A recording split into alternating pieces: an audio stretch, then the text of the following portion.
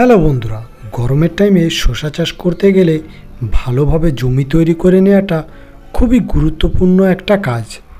আপনারা জমি তৈরির জন্য রাসায়নিক সারের পরিবর্তে জৈবিক সার ব্যবহার করতে পারেন, কারণ জৈবিক সার ব্যবহার করলে গাছ এবং জমির কোনো সাইড ইফেক্ট হয় না।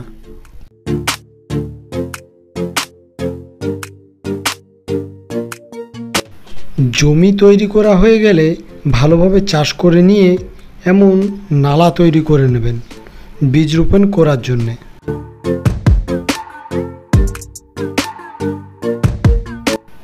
তারপর নালার সাইডে ভালোভাবে বীজগুলি রোপণ করে নেবেন। তারপর পরিমাণ মতন জল দেওয়ার পর দেখবেন 3 থেকে 4 দিনের মাথায় আপনার গাছ খুব ভালোভাবে বেরিয়ে যাবে।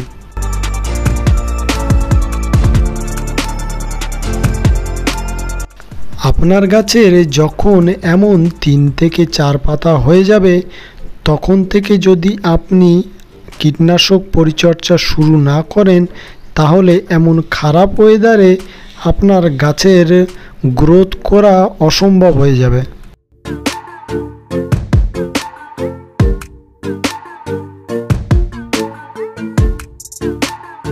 বন্ধুরা, গাছ যখন 3 থেকে 4 পাতা হয়ে যাবে, তখন এই দুটো ওষুধ দেওয়া খুবই জরুরি।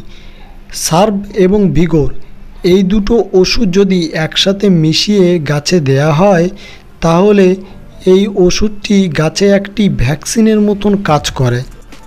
বন্ধুরা, গাছে রোগ লাগতে দেবেন না। রোগ লাগার আগে থেকে পরিচর্যা করুন, দেখবেন আপনার গাছ খুবই ভালো হবে। আর আপনারা যদি চাষের সম্বন্ধে আমাদের কাছ থেকে কিছু জানতে চান, তাহলে আমাদের হোয়াটসঅ্যাপ গ্রুপের সাথে যুক্ত হতে পারেন। লিংক ডিসক্রিপশানে দেওয়া আছে।